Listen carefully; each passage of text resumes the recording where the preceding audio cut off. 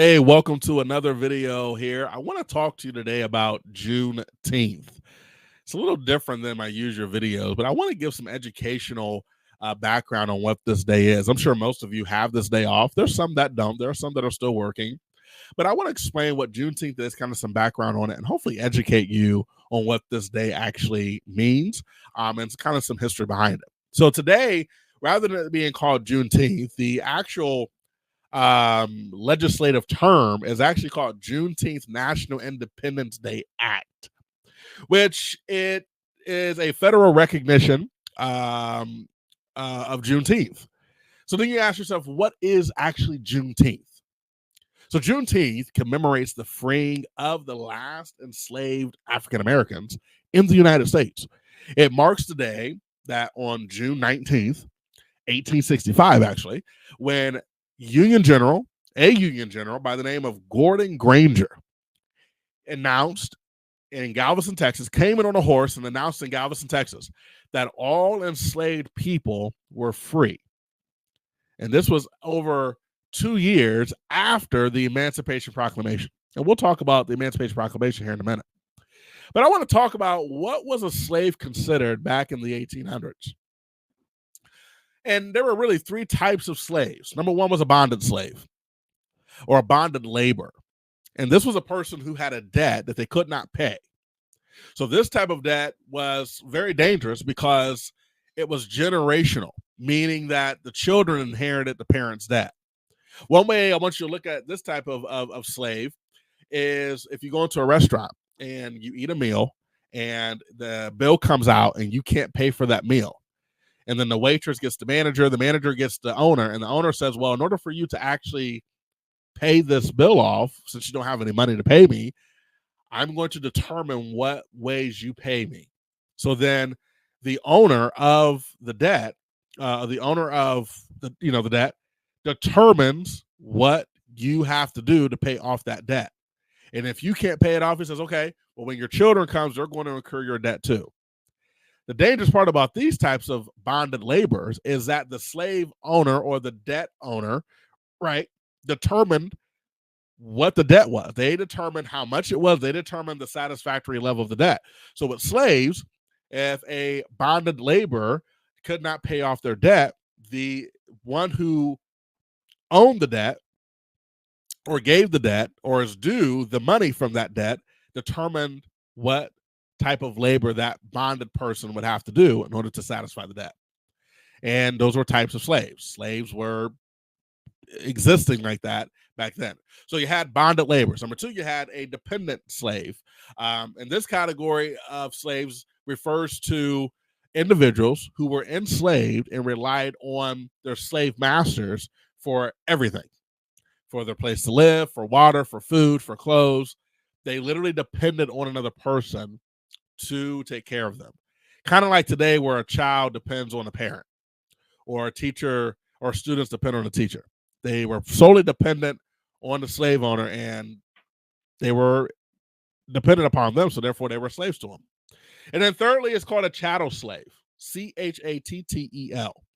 And chattel slaves were the most severe type of slave ownership, if you will, because this is where people weren't treated as people. They were treated as property, as objects. They were being sold on auction blocks and, to literally the highest bidder. Okay.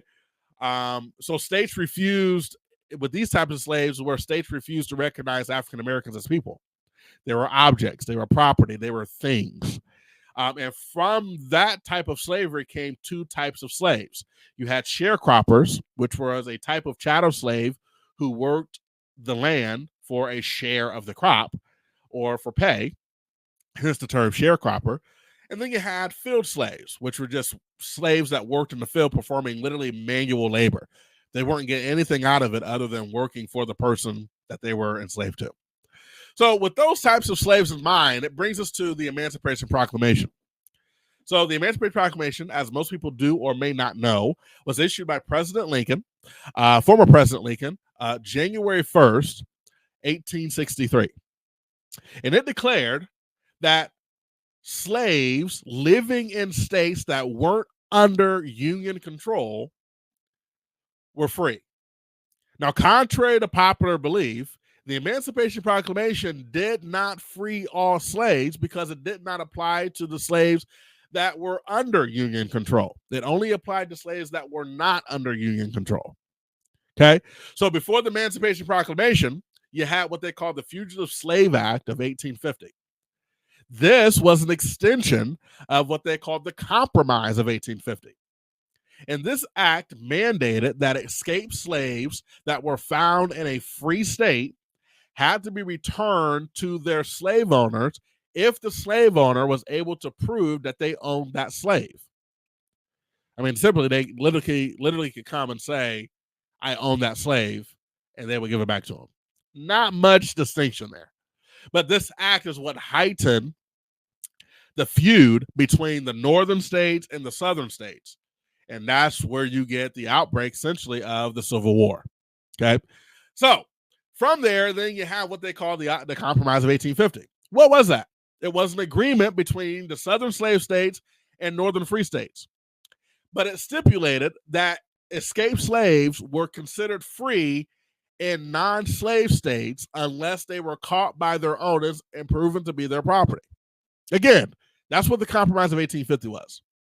So then you had what we now come to the Civil War and the aftermath of the Civil War. So the Civil War began in 1861, and it was primarily over the issues of slavery. And in 1863, President Lincoln issued the Emancipation Proclamation, which was a presidential order. It was not a law, aiming to weaken the Confederacy by freeing slaves in rebellious states.